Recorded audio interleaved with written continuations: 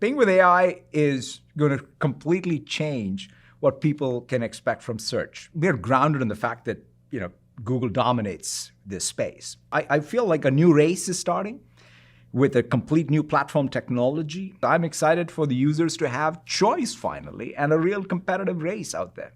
Microsoft CEO Satya Nadella finally thinks he has what it takes to make Bing happen and grab some search engine market share from Google. His not-so-secret weapon?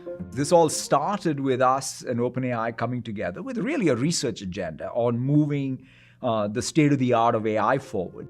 Microsoft is taking OpenAI's newest artificial intelligence model and intertwining it with Bing's search data, so you can chat with the search engine and get up-to-date information. So the entire point of Chat GPT early on was to just sort of show the power of the large model and the conversational intelligence. We now have not only the current information that you usually expect from a search engine, but you can then have a full conversation around that current information and all the other information that came before.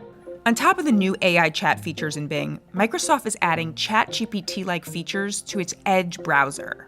So I came here to Microsoft's headquarters in Redmond, Washington, to get a hands-on demo of the new tools and hear Nadella's thoughts on AI.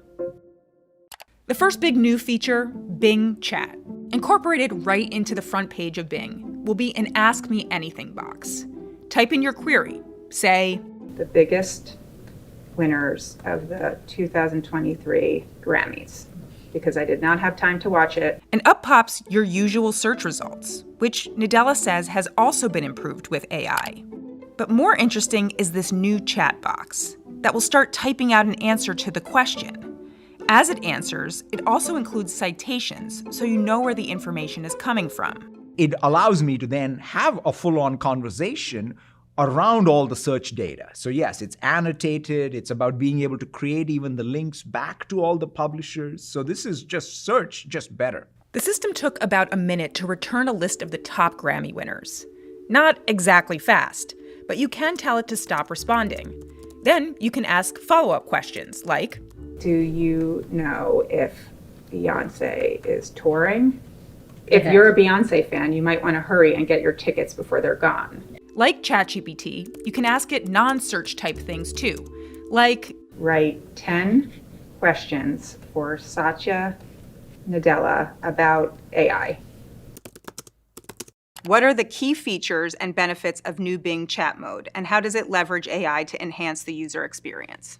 It really is grounded in search results and helps me have a very contextual chat to be able to get to the right answers. Satya Bing said, or AI Satya said, the new Bing chat mode leverages AI to understand the user's intent, context, you said context, and preferences to provide relevant, visual, logical, and actionable responses. I love the AI Satya.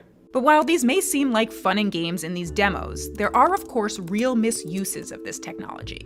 We have a lot of practice in thinking about safety. AI is only good if it is being used in the real world, understanding, learning human preferences. And our intent is to do that, which is to put stuff out there with safety, but at the same time realizing that we are going to have to think about safety as an ongoing responsibility, not a one-time responsibility. He also told me there are guardrails in place to prevent harmful content, hate speech, and more. The second big feature, Microsoft Edge integration. The Microsoft Edge browser will now have a Bing sidebar where you can ask it to summarize a web page you're on or ask it to generate text. For instance, I asked it to... So I want to write about a letter to Satya Nadella, thanking him for his time. Then I was able to tell it I wanted it written in an enthusiastic tone, in email form, and short. It knows. That's pretty good. There's a lot of fear that AI is going to take our jobs, replace us. Is that unfounded? And how do you think about tools like Bing now and how we use it in the job market? I think of this as at the foundational level going to help us do our jobs better, reduce some of the drudgery in some of our jobs, whether it's in coding or in writing or in automating a workflow, or searching for information. So at the fundamental level, I think we need a productivity boost. I feel it'll create more jobs. The barriers to knowledge work will come down. So, I mean, the unintended consequences around labor market shifts are always something we need to be mindful of. But I don't subscribe to this zero sum or one lump of labor fallacy. And I think that we're going to have new jobs get created and more job opportunities. And it sounds like more time, right? For sure. For sure. We outsourced some of this, right? I outsourced some of my question writing to this, freed up a little bit more of my time to do something else. But you're still in the loop and you're in charge because you get to accept the draft. That's kind of one of the metaphors I have. It's pretty much all computer interaction going forward. You'll start with a draft. That doesn't mean you don't get to inspect the draft, approve the draft, and redefine or and edit the draft. The question is, which company will write that draft for us? Will it be Microsoft with tools like this? Or Google, which owns 90% of the search engine market share, and right before my interview with Mr. Nadella, announced Bard, its similar AI chat feature that will come to its own search engine. How are you thinking about monetizing this? The last time I checked, search was the most profitable category there is on planet Earth. So therefore, all I need is a few more users, and someone else that I'm competing in has to keep all of their users and all of their gross margin. I'm looking forward to that. So no plans to charge for new Bing. It's really advertising model all the way through. We'll start there. And if there are other models, there may be other models.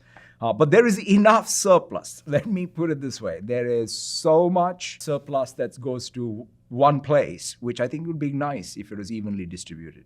What about Microsoft Office? Just stay tuned. I fully expect us to introduce these capabilities, quite frankly, across the length and breadth of Microsoft. What about this guy? Oh, it's sort of like it was early, and so we get to redefine it for the AI age, and it's going to be very useful. So is he coming back? It'll come back in a variety of different ways. I think I'm most excited about Bing as the real incarnation of Clippy. Okay, but no actual pop-up. I think we have much better design mechanisms to do what Clippy aspired to do back in the day. Does Clippy haunt your dreams? Not really. It's probably the thing that was the most fun character Microsoft introduced, which, think about it, right? We have been on a 30-year journey to perfect it. So I'm excited to be here in 2023 launching Bing with AI.